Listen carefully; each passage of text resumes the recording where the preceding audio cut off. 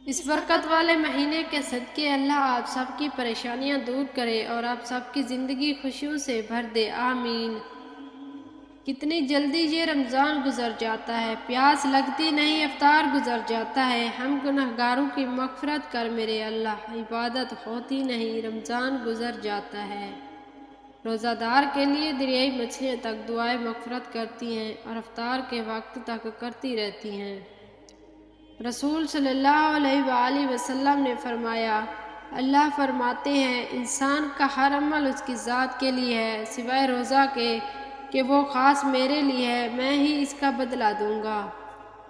اللہ کو بہت پسند ہے دولت مند کی عاجزی، جوانی کی عبادت، غریب کی سخاوت اور گنہگار کی توبہ۔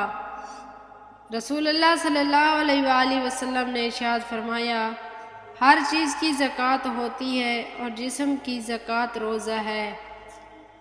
جنت کا ایک دروازہ ہے جسے ریان کہتے ہیں، قیامت کے دن اس دروازے سے صرف روزے دار ہی داخل ہوں گے، سبحان اللہ۔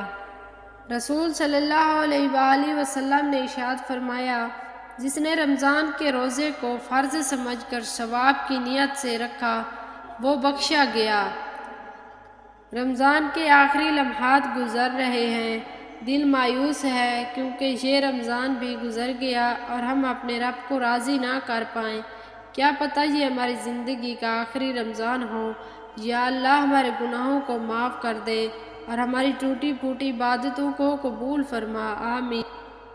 ماہ رمضان میں رزق کی فراخی ہوتی ہے کہ غریب بھی نعمتیں کھا لیتے ہیں، اسی لیے اس کا نام ماہ وسعت رزق بھی ہے۔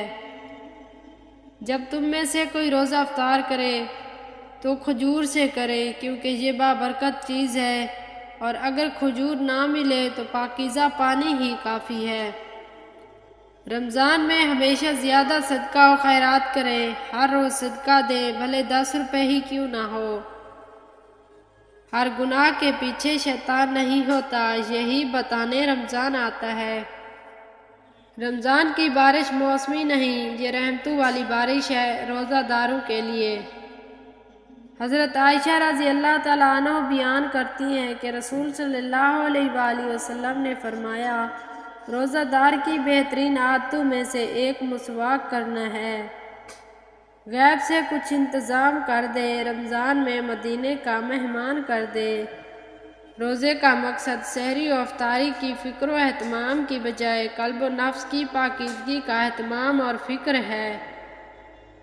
رسول اللہ صلی اللہ علیہ وآلہ وسلم نے ارشاد فرمایا، جب تک روزہ دار کے پاس کھایا جاتا رہے اس کی ہڈیاں تسبیح پڑھتی ہیں اور اس کے لیے فرشتے استغفار کرتے ہیں۔ روزہ دونوں طرح سے ظاہر اور باطنی طور پر اللہ تعالیٰ کی خوشنودی اور رضامندی کا باعث ہے، اسی لیے روزے کا فلسفہ قرآن مجید میں تقویٰ بتایا گیا ہے۔ رمضان نام نہیں بھوکا رہنے کا، یہ نام ہے خود کو پاک کرنے کا۔ بے زبانوں کو جب وہ زبان دیتا ہے، پڑھنے کو پھر وہ قرآن دیتا ہے، بخشنے پہ آئے جب امت کے گناہوں کو، تحفے میں گناہگاروں کو رمضان دیتا ہے۔